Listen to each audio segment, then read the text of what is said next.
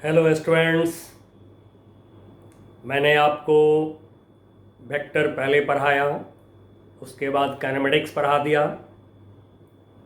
अब मैं आपको पढ़ाने जा रहा हूँ एनसीईआरटी चैप्टर 2, जिसका नाम है यूनिट्स एंड मेजरमेंट। इस चैप्टर में से हम ले रहे हैं टॉपिक पहले यूनिट्स एंड डायमेंशंस।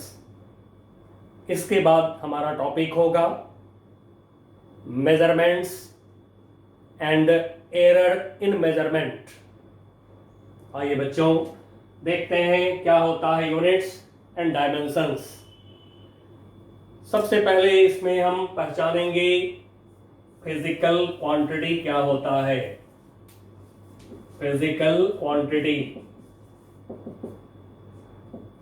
चलिए डिफाइन करिए, मैं बोलता हूं। Of physical quantity is that quantity which can be measured by a suitable method।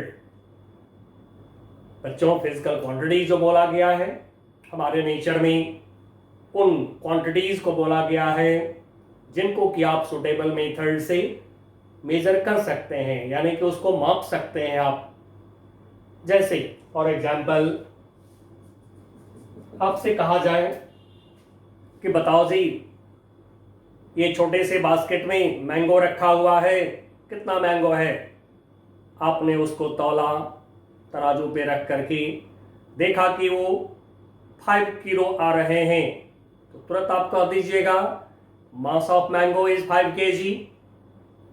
आपको कह दिया गया, एक स्केल दे दिया और कहा बताओ जी तुम्हारे बेड की कितनी लेंथ है।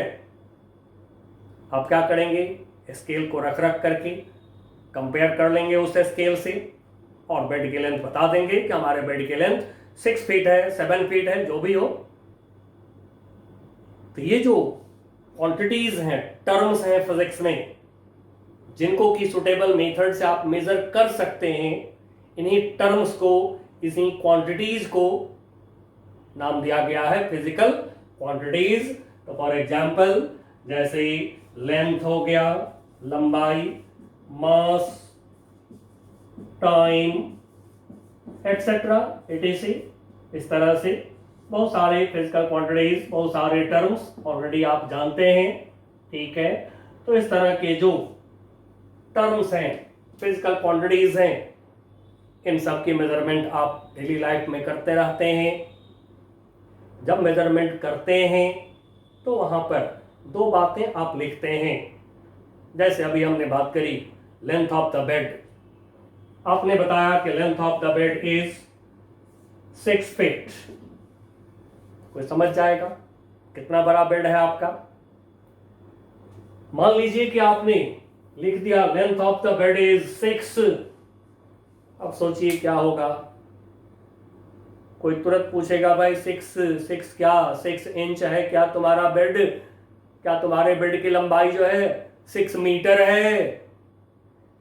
क्वेश्चन उठ रहा है, क्लियर नहीं है मेजरमेंट। अब इसी मेजरमेंट को क्लियरली एक्सप्रेस करने के लिए आप क्या करते हैं? इसके साथ में एक सुटेबल टर्म लगाते हैं। इसी सुटेबल टर्म को यूनिट कहा जाता है। अब ये जो यूनिट है, ये स्टैंडर्ड होते हैं। स्टैंडर्ड का मतलब होता है पूरे संसार में 1 फीट, FT, मैंने फुट को FT लिखा है, तो 1 फुट लेंथ पूरे संसार में एक ही साइज का होता है। तो जो सभी जगह पर सेम होते हैं उसको स्टैंडर्ड कहते हैं। अब यहीं से थोड़ी पहचानिए, डेफिनेशन में बना दूंगा उसके बाद। 6 फुट को कोई चाहे तो ऐसे लिख सकते हैं, 6 × 1 फुट लिख सकते हैं। अब ऐसा लिखने से क्या हमें दिख रहा है, जरा उस पर गौर करिए। 1 फुट का हमने एक स्केल लिया, उस स्केल को हम अपने बेड के एक एंड से दूसरे एंड तक, एक बार रखा, 2 बार रखा, 6 बार रखा जब, तो हमारे बेड की लंबाई मिल गया हमें। तो लेंथ को मेजर करने के लिए हमने एक स्टैंडर्ड लेंथ लिया, and so unit of a physical quantity is a standard similar physical quantity. Length major करने के लिए आप एक स्टैंडर्ड लेंथ लिए हैं, जैसा फिजिकल क्वांटिटी उसके सिमिलर, उसके जैसा आप स्टैंडर्ड फिजिकल क्वांटिटी लिए, और उससे क्या किया हमने, कंपेयर कर दिया। किसको? बेड की लंबाई को। अब हमें दिखाई पड़ा कि बेड की लंबाई हमारा 6 फुट है, तो 6 इंटू 1 फुट नहीं लिखकर 1 को 6 इंटू 1 6 लिखा, और फिर यहां पर फुट, पूरा फुट भी लिख सकते हैं लोग, FT भी लिखते हैं, ठीक है, प्लुरल में भी लिखते हैं लोग यूनिट को। तो यही है बच्चों unit of a physical quantity is a standard similar physical quantity, जिसके साथ आप कंपेयर करते हैं। इसलिए कहा जाता है all measurements are comparison with suitable scale. तो आपने इससे क्या किया, कंपैरिजन किया, अपने बेड के लेंथ को, यानी कि सिमिलर फिजिकल क्वांटिटी को कंपेयर किया, और कंपेयर करने के बाद लेंथ ऑफ द बेड को आपने लिखा, कैसे लिखा, number of times of the standard quantity, यानी number of times of the unit. लिखिए, मैं बोलता हूं, unit of a physical quantity is a standard similar physical quantity with which the given physical quantity is compared, and the measured value of the physical quantity is expressed in terms of number of times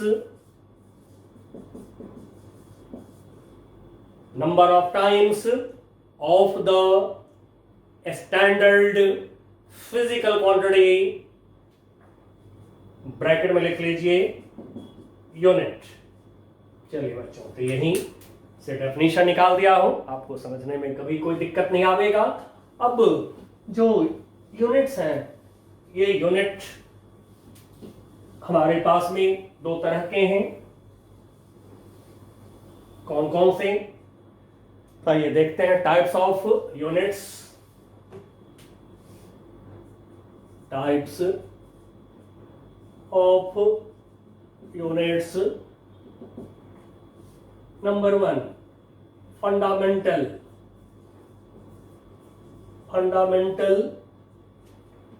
units, या फिर इसी को कहते हैं base units. Define करिए। these are those units which have not been obtained के जगह पर फाउंड भी बोल सकते हैं, डिराइव्ड भी बोल सकते हैं। Found with help of any other units, and these are independent from each other. For example, units of mass length, time etcetera और भी हैं। आगे हम लोग 7 फंडामेंटल यूनिट की बात करेंगे। तो देखिए हमने क्या लिखा है, दीज आर दोज यूनिट्स, ये वो यूनिट्स हैं which have not been obtained with help of any other unit, किसी भी दूसरे यूनिट की मदद से इसको नहीं निकाला गया है, नहीं बनाया गया है, नहीं डिराइव किया गया है। These are independent from each other, ये एक दूसरे से स्वतंत्र होते हैं, कोई किसी पे निर्भर नहीं करता है। जैसे मान लीजिए आपको कह दिया कोई, बताओ जी 1 किलोग्राम मास में कितने मीटर होगा, आप तुरंत कहेंगे भाई क्वेश्चन ठीक नहीं है, क्यों, तो ये एक दूसरे पर डिपेंडेंट नहीं है। सिमिलरली यदि कोई कहता है बताओ जी 1 मीटर लेंथ में कितने आवर होगा, आप कहेगा ये तो गलत बोल रहे हो, मीटर का आवर से क्या रिश्ता है, कोई रिश्ता नहीं है। एंड सो जो फंडामेंटल यूनिट्स हैं, मास, लेंथ, टाइम, इस तरह के जो क्वांटिटीज के यूनिट्स हैं, इन यूनिट्स को किसी दूसरे यूनिट से बनाए नहीं है हम लोग, इसलिए इसको नाम दिया गया बेस यूनिट्स, फंडामेंटल यूनिट। अब ये जो क्वांटिटीज हैं जिनके यूनिट्स फंडामेंटल हैं, इनको फंडामेंटल क्वांटिटीज कहते हैं। एक लाइन और आप लिख लीजिए, द फिजिकल क्वांटिटीज, देखिए मैं बोलता हूं the physical quantities which have fundamental units are called fundamental quantities, bracket में लिख लीजिए base quantities, base quantities. For example के लिए mass, this is fundamental quantity, हम लोग इसको कैपिटल एम से डिनोट करेंगे आगे।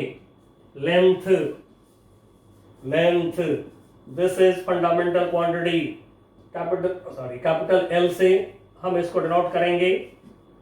Time, capital T, fundamental quantity etcetera, इस तरह से और भी फंडामेंटल क्वांटिटीज होंगे जिनके यूनिट फंडामेंटल हैं, तो उनको कैपिटल लेटर से हम लोग डिनोट करेंगे। आगे बढ़ेंगे तो डायमेंशन लिखेंगे, यही कैपिटल लेटर्स को यूज करके डायमेंशनल फॉर्मूला लिखे जाएंगे।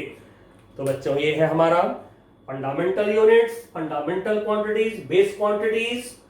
अब इन फंडामेंटल क्वांटिटीज के कॉम्बिनेशन से जो फिजिकल क्वांटिटी बनते हैं उनको कहते हैं डिराइव्ड फिजिकल क्वांटिटीज, उनके यूनिट्स को कहते हैं डिराइव्ड यूनिट्स। तो ये दूसरा यूनिट, सेकंड यूनिट हम देखते हैं। Second unit is derived units. चलिए पहले डिफाइन कर दीजिए सेम तरीका से, these are those units which have been derived from fundamental units,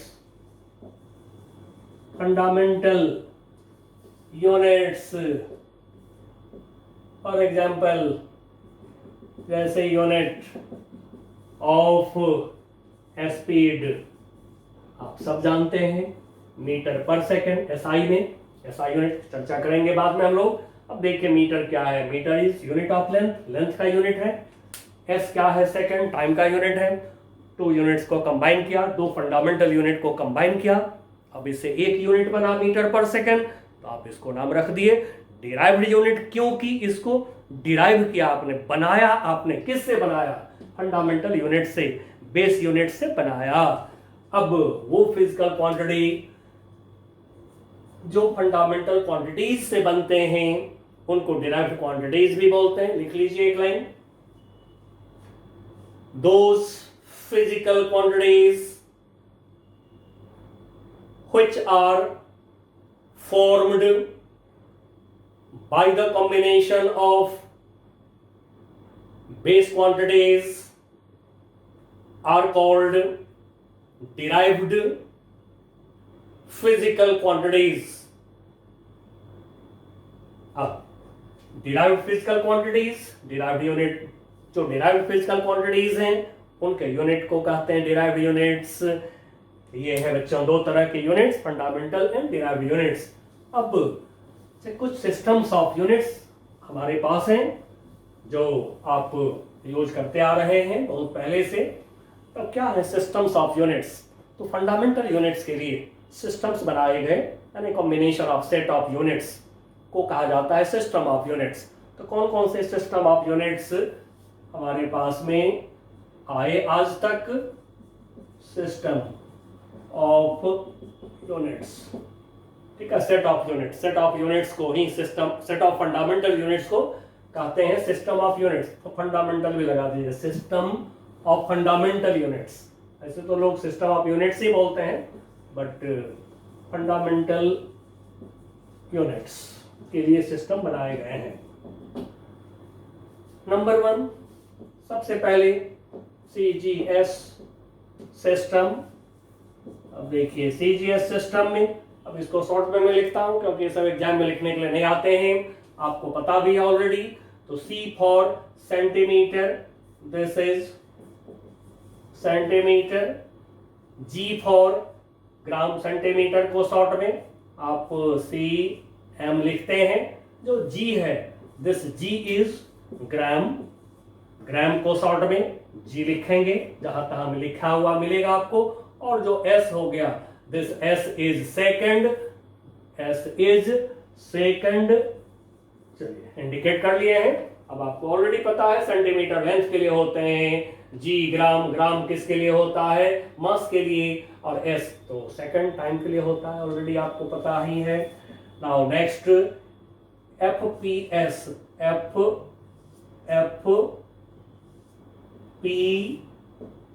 FPS system, FPS system, capital F भी लिखते हैं लोग, स्मॉल भी लिखते हैं, FPS सिस्टम।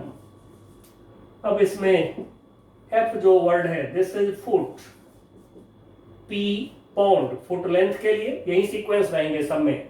फुट हो गया लेंथ के लिए, और सेकंड इज टाइम, जैसा कि ऑलरेडी आप जानते हैं। फिर थर्ड सिस्टम आए MKS सिस्टम। अब MKS सिस्टम में M metre, K is kilogram, kilogram को शॉर्ट में kg लिखते हैं, आगे SI यूनिट में मैं लिख दूंगा। S के लिए S फॉर सेकंड, टाइम के लिए।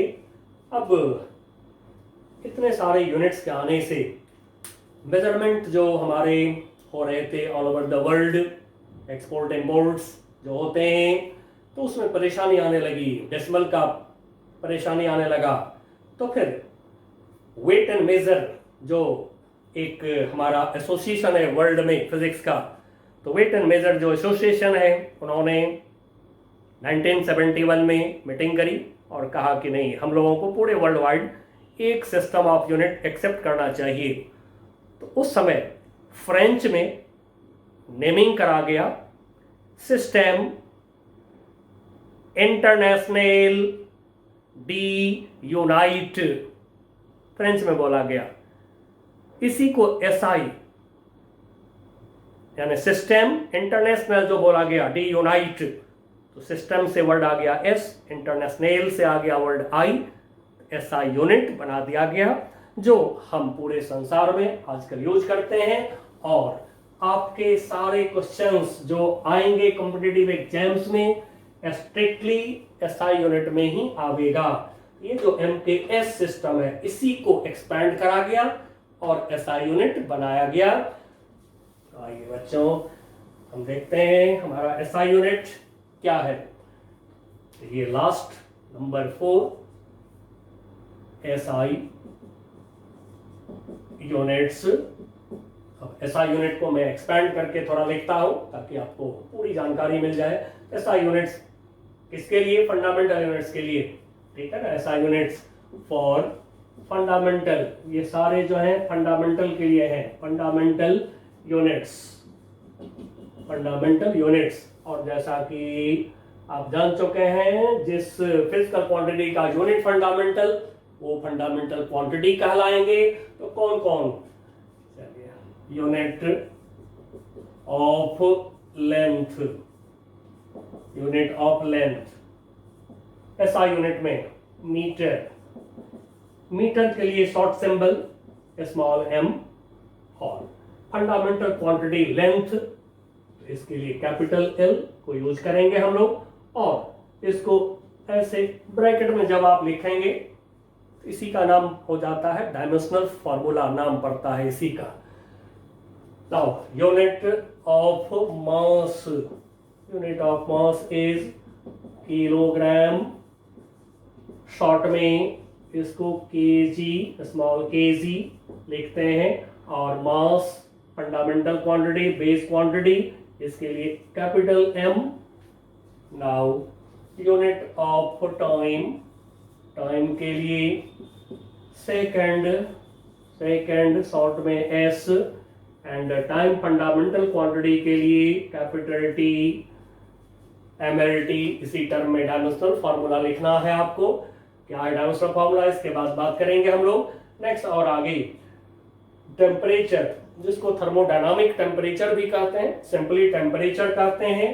तो unit of temperature, unit of temperature, unit of temperature is kelvin, small k से kelvin, short symbol capital K।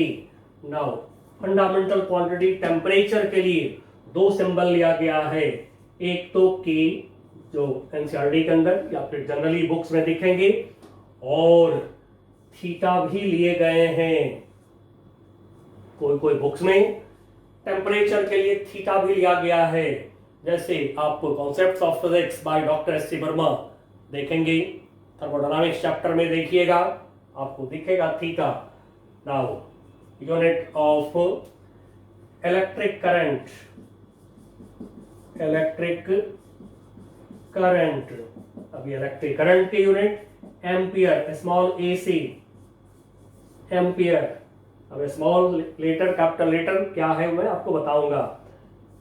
ए, अब इनको डिनोट करने के, इलेक्ट्रिक करंट को डिनोट करने के लिए, फंडामेंटल क्वांटिटी इलेक्ट्रिक करंट को डिनोट करने के लिए एक तो ए लिए जाते हैं और दूसरा आई भी लिए जाते हैं। अब ये ए एनसीईआरटी में दिखेगा आपको, वहीं फिर आपको बोलूंगा जैसे एस सी वर्मा बुक में जाइएगा तो आपको इलेक्ट्रिक करंट के लिए आई भी दिखेगा। Now unit of luminous intensity, luminous intensity. जो बच्चे 10th पास होते हैं उनको लगता है ये क्या टर्म आ गया लुमिनस इंटेंसिटी, तो थोड़ी जानकारी दे देता हूं। कभी आप जैसे एलईडी बल्ब, सीएफएल बल्ब खरीदे होंगे, उसमें देखिएगा वाट होता है कम, यानी पावर कम खाता है वो, और उस पर देखेंगे लिखा हुआ लुमिनस इंटेंसिटी 60 कैंडेला। जिसका कैंडेला ज्यादा होता है वो ज्यादा चमकता है, ज्यादा लाइट देता है। तो इसलिए लुमिनस इंटेंसिटी जो है वो कोई भी जो लाइट की सोर्स होता है उसके लिए यूज करा जाता है। जितना ज्यादा लुमिनस इंटेंसिटी उतने ही ज्यादा वो लाइट देता है। नाउ लुमिनस इंटेंसिटी का यूनिट कैंडेला, स्मॉल सी से लिख रहे हैं कैंडेला। अब ये जो कैंडेला है इसको शॉर्ट में CD से लिखते हैं, और इसके लिए कोई अलग से सिंबल नहीं दिया, ये जगह खाली। ठीक है, ये C लिखा है हम लोग, C लिखे हैं हम लोग यहाँ पर।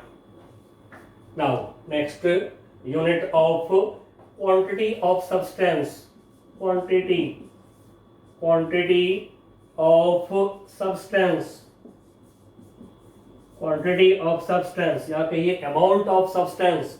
अब देखिए अमाउंट बताने के लिए दो तरीका लोग यूज करते हैं, मास भी बता देते हैं और कभी गिनती करके भी बताते हैं। जैसे आपको दे दिया एक बास्केट मैंगो दे दिया, बोला बताओ जी कितना मैंगो है, आप उसको तौल लिए, बोल दिए 5 kg है, तराजू नहीं है, बैलेंस नहीं हमारे पास में, तो हम काउंटिंग करके भी बता देते हैं कि हमारे बास्केट में जो है 50 मैंगोज हैं।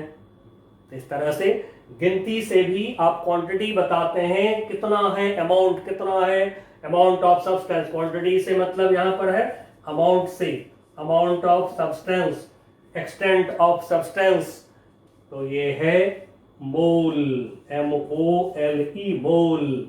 जैसा कि आप क्लास 9 में पढ़े थे मोल के बारे में, हो सकता है केमिस्ट्री में आप पढ़ लिए होंगे अभी तक, हम भी फिजिक्स में आपको पढ़ाएंगे। कौन सी चैप्टर में? जब आवेगा हमारा thermodynamics, kinetic theory of gas आवेगा तो मोल का यूज करेंगे हम। अब ये जो क्वांटिटी है, quantity of substance, amount of substance, इसके लिए जो हमें लीटर दिया गया है ये है MOL। MOL शॉर्ट में, MOLE पूरा नाम है।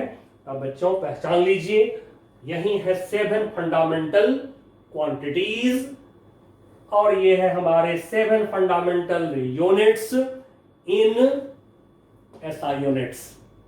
इन्हीं 7 फंडामेंटल क्वांटिटीज को कंबाइन कर करके आपस में लाखों फिजिकल क्वांटिटी बनाए गए हैं।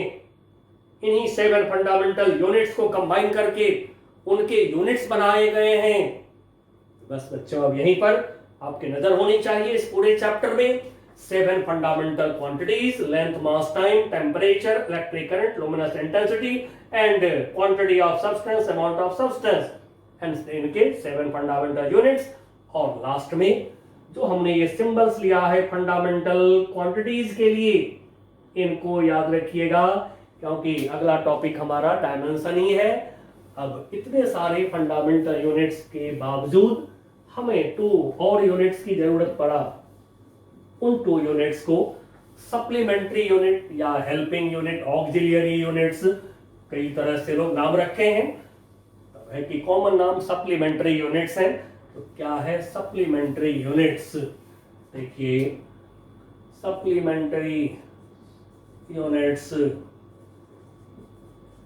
सप्लीमेंट्री यूनिट्स अब 2 है इसमें। नंबर 1 फर्स्ट है unit of plane angle, plane angle जिसको आप थीटा से डिनोट करते आ रहे हैं। मैं थीटा लिख देता हूँ, अल्फा बीटा भी लोग लिखते हैं, बट जनरली आप थीटा लिखते आ रहे हैं, क्लास 10 से लिख दिया हमने, यूनिट ऑफ प्लेन एंगल। अब ये है रेडियन, रेडियन, और रेडियन को शॉर्ट में RAD लिखते हैं, शॉर्ट फॉर्म भी याद रखिएगा, RAD, रेडियन को लिखते हैं। अब क्या है प्लेन एंगल मैं दिखा देता हूं। जो 2 लाइंस के बीच इंक्लाइनेशन होते हैं, 2 लाइन के बीच ये जो इंक्लाइनेशन होता है यही है plane angle. This is plane angle, जिसको आप सिंपली एंगल बोलते आ रहे हैं।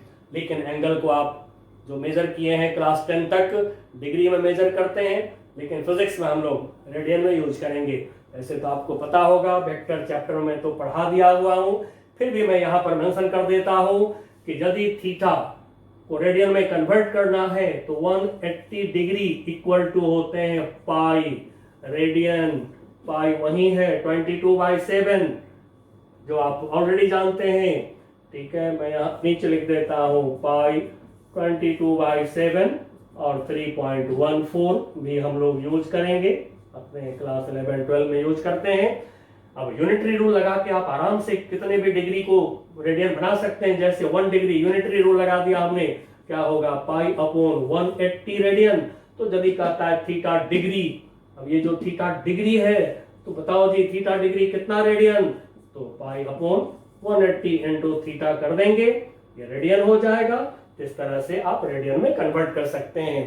दूसरी बात है, एक और बात है कि जैसे ये हमारा हो गया सर्कल, इस सर्कल का छोटा सा पार्ट मैं ले रहा हूं, ये लिया हमने छोटा सा पार्ट सर्कल का।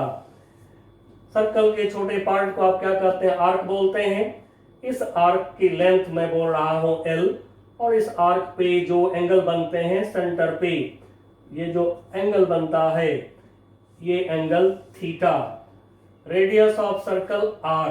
तो अब जो एंगल बना है यहाँ पर, यदि थीटा रेडियन में है, if इसमें काम कर रहे हैं, if theta is in radian, यदि थीटा रेडियन में है तो इनका रिश्ता होता है थीटा इक्वल टू आर्क यानी आर्क की लेंथ अपॉन रेडियस रेडियस की लेंथ। चलिए बच्चा इसको याद रखिएगा।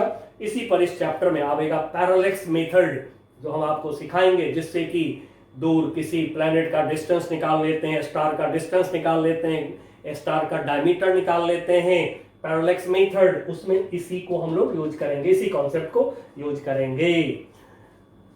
अब दूसरा जो सप्लीमेंट्री यूनिट है वो है हमारा सॉलिड एंगल के लिए। Now second supplementary unit is number 2 unit of solid angle. अब सॉलिड एंगल को जनरली लोगों ने इससे डिनोट कर रखा है ओमेगा। ये तो आप जानते हैं, क्लास 10th में आप इसको देखे हैं ओमेगा। तो ये सॉलिड एंगल को ओमेगा से अक्सर लोगों ने डिनोट किया है। ये यूनिट होता है एस्टेरेडियन, शॉर्ट में इसको SR लिखते हैं, SR एस्टेरेडियन। अब ये सॉलिड एंगल क्या है? एक पेपर का शीट ले लीजिए, ऐसे उसका एक कॉर्नर पकड़ के ऐसे घुमा दीजिए, कोण बन जाएगा। जो कोण बनेगा पेपर के एक एंड को पकड़ के, ऐसे ये पेपर हो गया, मेरे पास है नहीं अभी, आसपास में दिखा देता, ठीक है। एक पेपर के छोटे से पेज को लेकर के उसके एक एंड को आप एक एंड को पकड़ लीजिए, उसका और ऐसे घुमा दीजिए। तो इस तरह से जैसे मूंगफली वगैरह बेचते हैं लोग डाल करके, अब आप समझ गए होंगे। तो कोण का शेप ले लेगा। तो ये जो कोण का शेप ले लेता है ऐसे पेपर को घुमाने से, तब ये जो कोण के वर्टेक्स पर ये जो एंगल है, यही एंगल है सॉलिड एंगल। अब बच्चों सॉलिड एंगल को हम लोग 11 में तो कहीं यूज करेंगे नहीं, थोड़ा सा 12 में जाकर के यूज करेंगे। इसका कोई कन्वर्जन, कोई फार्मूला, किसी तरह का कोई जरूरत हमें क्लास 11 में नहीं है। 12 में थोड़ी सी आता है, तो फिर वहां पर हम बात कर लेंगे। तो ये था सारे यूनिट्स। अब सप्लीमेंट्री यूनिट्स जो आप देख रहे हैं, इसका कोई सिस्टम नहीं है, ये बिना सिस्टम का है। किसी भी सिस्टम में आप इसको लगा सकते हैं, यूज कर सकते हैं। चलिए बच्चों, यूनिट को पहचान गए। अब हम देखते हैं डायमेंशन क्या है हमारा, डायमेंशंस क्या होते हैं। आइए, dimensions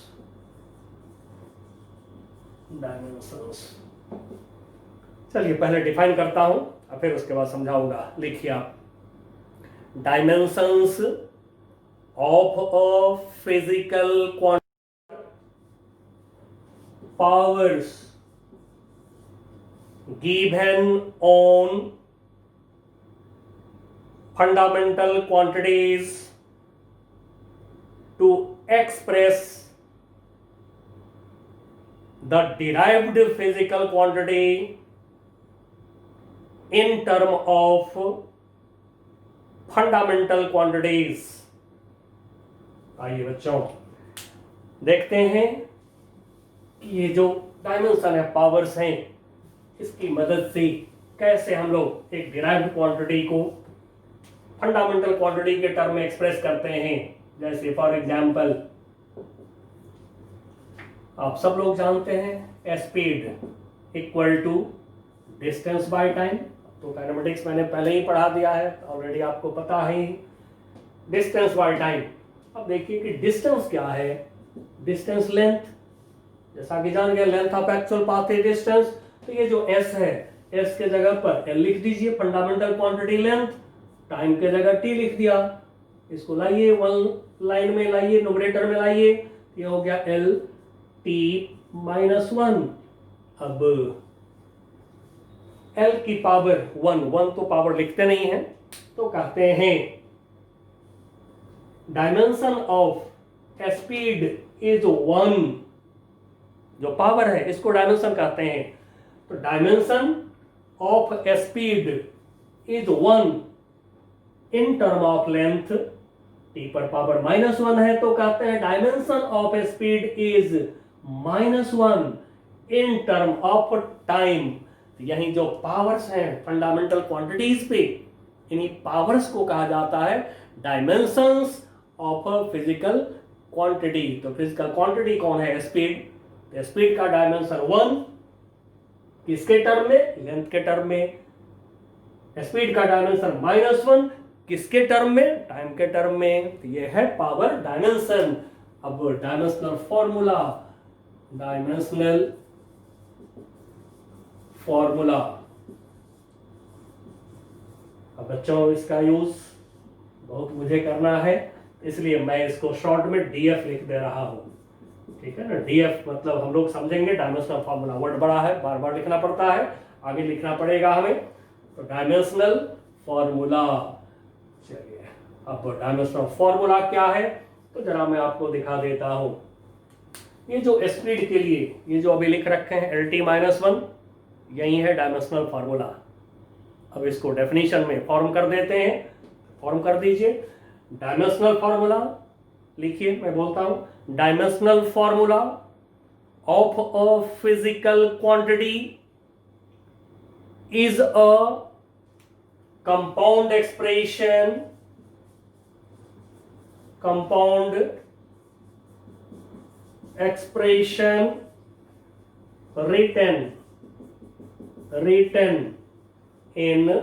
written in terms of fundamental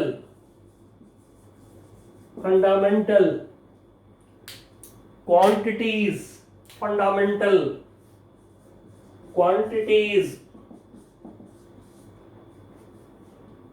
या फिर बेस क्वांटिटीज भी लिख सकते हैं। Base quantities with suitable powers, with suitable powers, and it expresses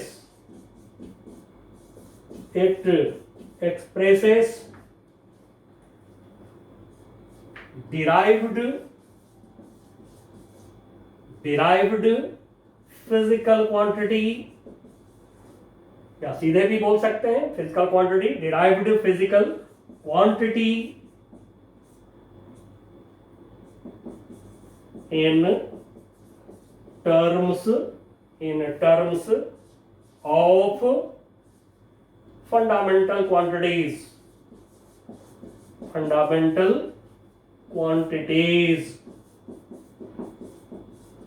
चलिए बच्चों, तो ये है डायमेंशनल फॉर्मूला। मैं एक बार रिपीट कर रहा हूं। Dimensional formula of a physical quantity is a compound expression. Compound expression का मतलब होता है कि मोर देन वन टर्म्स इसमें, जैसा कि देख रहे हैं 2 टर्म है, MLT 3 टर्म भी हो सकता है, 3 से ज्यादा भी फंडामेंटल हो सकते हैं। तो ऐसे एक्सप्रेशन को जिसमें मोर देन वन टर्म्स होते हैं कंपाउंड एक्सप्रेशन कहते हैं हम लोग। तो dimensional formula of a physical quantity is a compound expression written in terms of fundamental quantities with suitable power। अपनी मर्जी का पावर नहीं दे सकते हैं, with suitable powers, and it expresses the derived physical quantity, या सीधे भी बोल सकते हैं given physical quantity in terms of fundamental quantities। ये है बच्चों डायमेंशनल फॉर्मूला हमारा। अब इसको लिखना होता है, तो लिखने के लिए तरीका सामने में है। जो सामने में है ये तरीका सबसे बढ़िया तरीका है। ये कुछ लोग यूनिट्स के थ्रू भी लिखते हैं, लेकिन यूनिट के थ्रू बहुत कम आप लिख सकते हैं। ज्यादा डायमेंशनल फॉर्मूला नहीं लिखा पाता है यूनिट के थ्रू लिखने पर। एंड सो बेस्ट तरीका आपके सामने है, और मैं कुछ और भी आपको दिखाता हूं जिससे कि बहुत आसानी से आप एकदम लिख सकते हैं डायमेंशनल फॉर्मूला। आइए लिखते हैं dimensional formula. DF for example, dimensional formula of acceleration A. अब देखिए फॉर्मूला तो आपको मालूम हो चुका है एक्सीलरेशन का। फॉर्मूला dv/dt या फिर v/t सिंपली भी लिख सकते हैं। डायमेंशनल फॉर्मूला लिखने के समय ओनली फिजिकल क्वांटिटीज को लिखना होता है। अब कौन सा फॉर्मूला हम लिखें एक्सेलरेशन के लिए? इससे कोई मतलब नहीं है। कोई भी एक फार्मूला, जिस फिजिकल क्वांटिटी का डायमेंशनल फार्मूला लिखना है उसका कोई भी एक फार्मूला लिख लीजिए, बस कोई भी चलेगा। 9, 10, 11, 12 कहीं का भी कोई भी फार्मूला चलेगा। लिखने के बाद चलिए आगे भी बढ़ते हैं। हमने लिखा A इक्वल टू, सबसे सिंपल 9th वाला फार्मूला लिखा, V by T, speed by time, velocity by time. ठीक है, मैग्नीट्यूड है तो खाली मैग्नीट्यूड लेंगे हम, एरो नहीं देंगे। अब चेक करिए इसमें जो फॉर्मूला लिखा, एक फॉर्मूला पहले लिखिए, लिखने के बाद चेक करिए इसमें कौन सा फंडामेंटल क्वांटिटी नहीं है। जो फंडामेंटल क्वांटिटी नहीं होगा उसके लिए फिर एक फॉर्मूला लिखिए।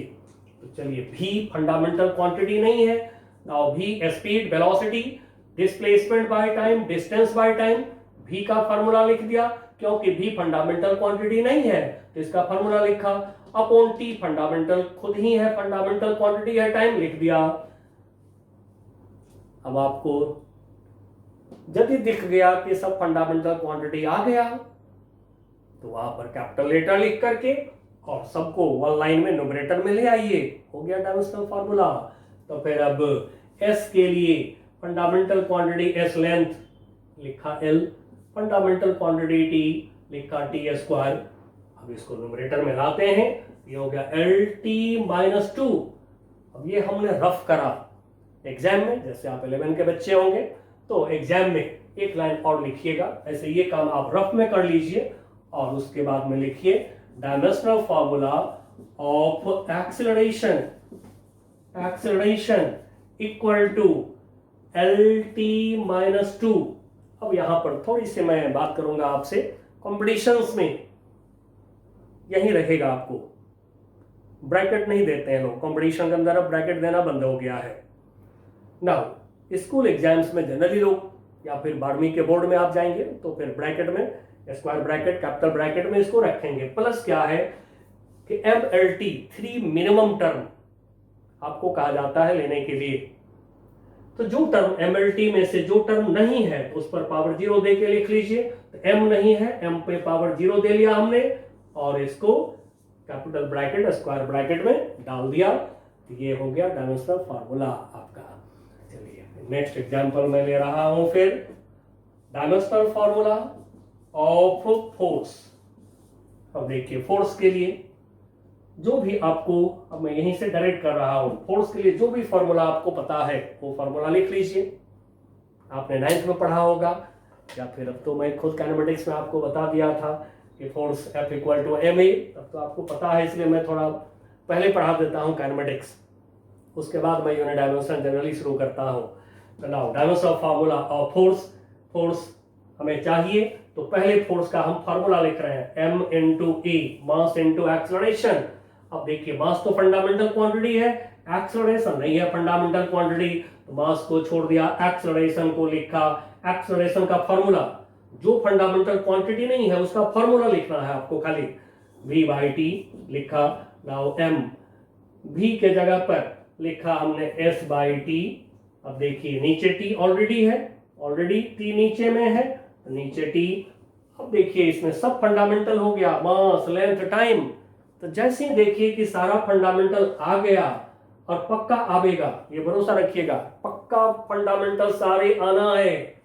एंड सो कैपिटल लेटर अब लिख करके एक लाइन में एडजस्ट कर दीजिए। m हो गया कैपिटल M, s हो गया L, नीचे t स्क्वायर ले गए ऊपर, MLT-2 और बंद कर दीजिए ब्रैकेट में। स्कूल एग्जाम में ब्रैकेट में डाल दीजिएगा, बट कॉम्पिटिशन्स में ब्रैकेट अब नहीं होता है, पहले होता था अब नहीं होता है, ठीक है ना।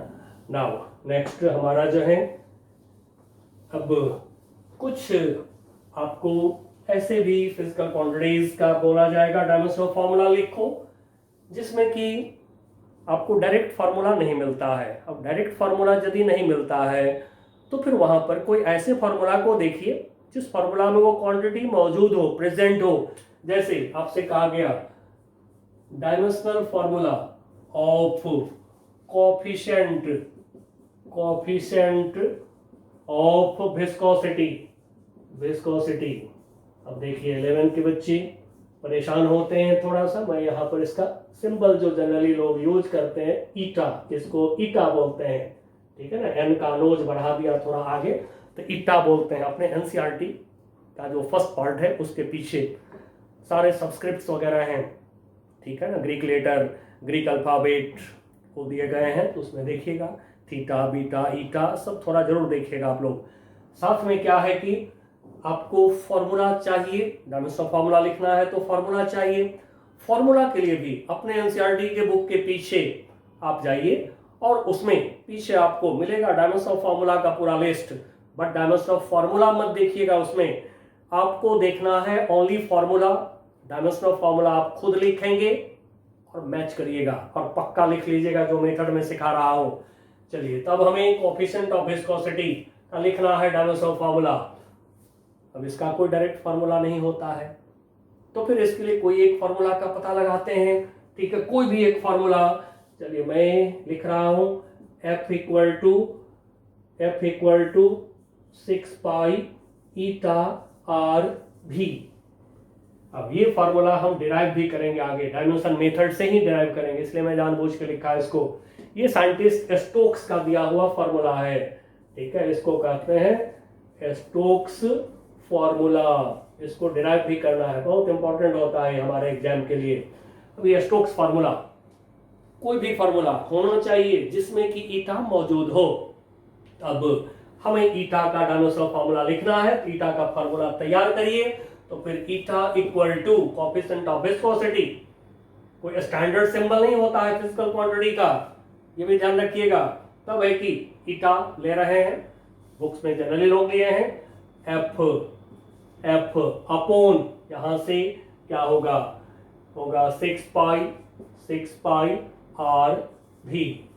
अब एफ का यदि आपको पता है डायमेंशन फॉर्मूला तो लिख लीजिए, हम लोग निकाल लिए हैं mLT-2, तो लिख लेते हैं। नहीं पता होगा तो तब जैसे मैं बताया हूं, फार्मूला लिख करके देखना है कौन नहीं है फंडामेंटल, उसका फार्मूला लिखना है, फिर देखना है कौन नहीं है इसमें फंडामेंटल, फिर उसका फार्मूला लिखना है, फाइनली सारे फंडामेंटल पक्का आ जाएगा। तो चलिए, एफ का मैं डायरेक्ट लिख दे रहा हूं mLT-2, 6 पाई कांस्टेंट है, नो डायमेंशन, कोई ये फंडामेंटल क्वांटिटी से नहीं बना हुआ है, एंड सो कांस्टेंट को फेंक देंगे। कौन सा कांस्टेंट? जिस कांस्टेंट के पास में यूनिट नहीं होता है, उस कांस्टेंट के पास में डायमेंशनल फार्मूला भी नहीं होता है, ठीक है ना, सारे कांस्टेंट नहीं। ये भी कांस्टेंट है, एक फ्लूइड के लिए, लिक्विड के लिए कांस्टेंट होता है ये भी, तो ये नहीं सोचिएगा सारे कांस्टेंट डायमेंशन लेस होता है। अब ये जो कांस्टेंट है इसके पास में यूनिट नहीं है दोनों के पास, तो जिसके पास यूनिट नहीं उसके पास में डायमेंशन भी नहीं, इसलिए इसको फेंक देंगे हम। आर रेडियस लेंथ लिखा, एल भी वेलोसिटी स्पीड जान चुके हैं, LT-1 सॉल्व कर दीजिए, तो एक एल तो यहां से कैंसिल हो गया। नाउ एम एल ले गए ऊपर -1, नाउ टी को ले जाइए ऊपर -2 + 1 T-1, और इसको डाल दिया ब्रैकेट में, ठीक है। अब ये रफ वर्क आप चाहे तो अपना रफ में करके एग्जाम में खाली ये लिख लीजिएगा। तो डायमेंशनल फॉर्मूला एक लाइन में और लिख देता हूं, dimensional formula of eta coefficient of viscosity, ये हो गए। चलिए, एक और मैं लेता हूं, डायमेंशनल फॉर्मूला ऑफ स्ट्रेन जो होता है, this is change in size upon original size, change in size upon original size. अब देखिए, साइज मेजर करने के लिए कभी लेंथ लेते हैं, कभी आप एरिया भी लेते हैं, जैसे कोई सीट है तो उसका एरिया ले लेते हैं, कोई जैसे वायर है तो उसका लेंथ बता के साइज बता देते हैं, तो इस तरह से जो भी लेना चाहे। चलिए, सबसे सिंपल चेंज इन साइज के लिए मैं लेंथ लिख देता हूं, डेल्टा एल, जैसा कि काइनेमेटिक्स में आप जान चुके हैं, डेल्टा मतलब चेंज, एल यानी लेंथ, तो डेल्टा एल, ठीक है। चेंज इन साइज, कोई वायर का साइज हम ले रहे हैं, कोई रॉड का साइज ले रहे हैं, तो लेंथ लेंगे हम उसके लिए, ओरिजिनल लेंथ ले लिया एल। अब डेल्टा एल क्या है, ये लेंथ, एल लिखा, नीचे ओरिजिनल साइज लेंथ लिया हमने तो एल हो गया। नाउ देखिए एल की पावर 1 माइनस 1 0। इसी को आप चाहे तो ऐसे लिख दीजिए m0 l0 t0 3 टर्म में। अब क्या देख रहे हैं 0 0 0 हो गया, डायमेंशन 0 0 0 मतलब नो डायमेंशन। नो डायमेंशन हो गया तो इसी को डायमेंशन लेस कहते हैं। This is called dimension less. Dimension less यदि 0 0 0 हो गए तो इसी को बोलते हैं डायमेंशन लेस। अब बच्चों कुछ का मैं निकाल दिया हूं, बाकी जो है आपको मैं बताया हूं एनसीईआरटी के बुक के पीछे जाइएगा और वहां पर आपको मिलेंगे बहुत सारे क्वांटिटीज का डायमेंशनल फॉर्मूला। तो क्वांटिटीज का नाम देखिए, फॉर्मूला आप देख लीजिए, लेकिन डायमेंशनल फॉर्मूला खुद से लिखिएगा। अब हम आगे बढ़ाते हैं अपना काम। डायमेंशनल फॉर्मूला के बाद बारी आती है डायमेंशनल इक्वेशन। तो डायमेंशनल इक्वेशन क्या है? What is dimensional equation? Dimensional equation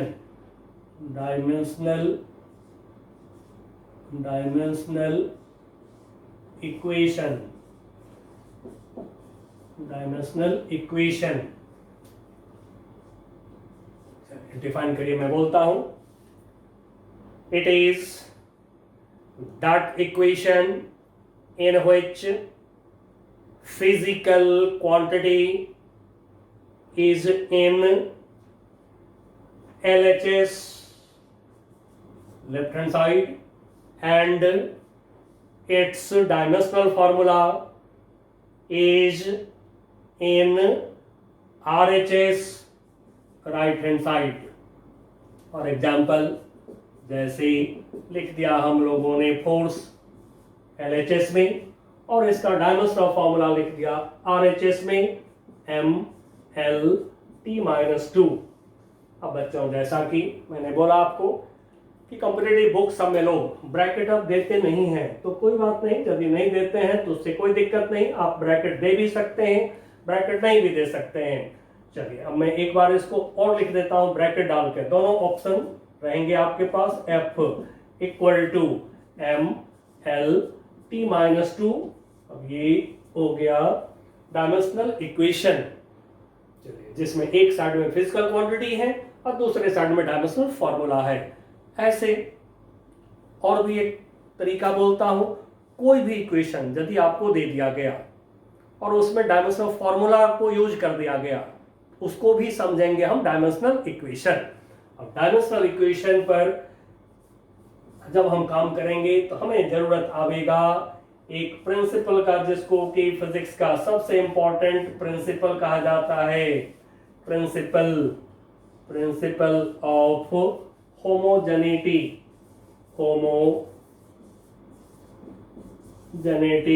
principle of homogeneity.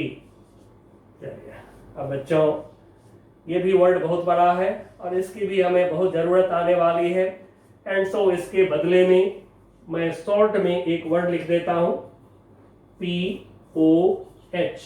जब POH मैं बोलूंगा तो आप समझ जाइएगा प्रिंसिपल ऑफ होमोजेनिटी, ठीक है, क्योंकि वर्ड बड़ा होता है, बार बार यूज करना पड़ेगा, इसमें टाइम लगते हैं, थोड़ा मैं जल्दी कराना चाह रहा हूं काम आपको। चलिए तो इसको डिफाइन कर देंगे। According to this principle dimensions, bracket में लिख लेंगे पावर्स, डायमेंशंस ब्रैकेट में powers of each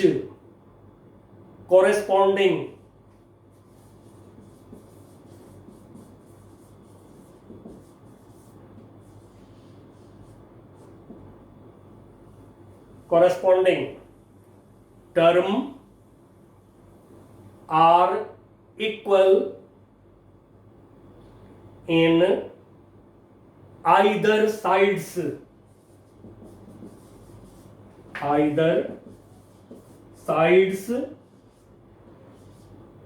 in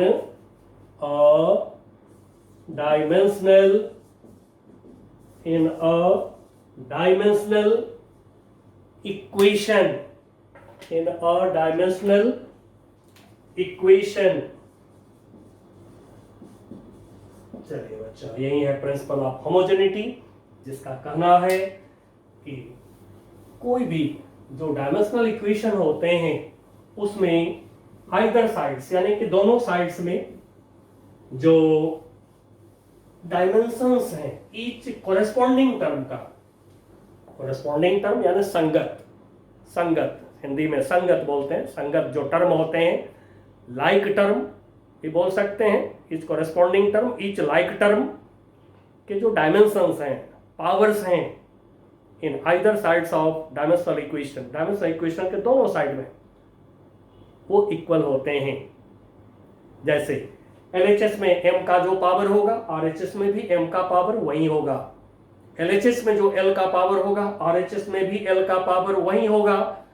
similarly T का पावर जो LHS में होगा वही पावर T का RHS में भी होगा।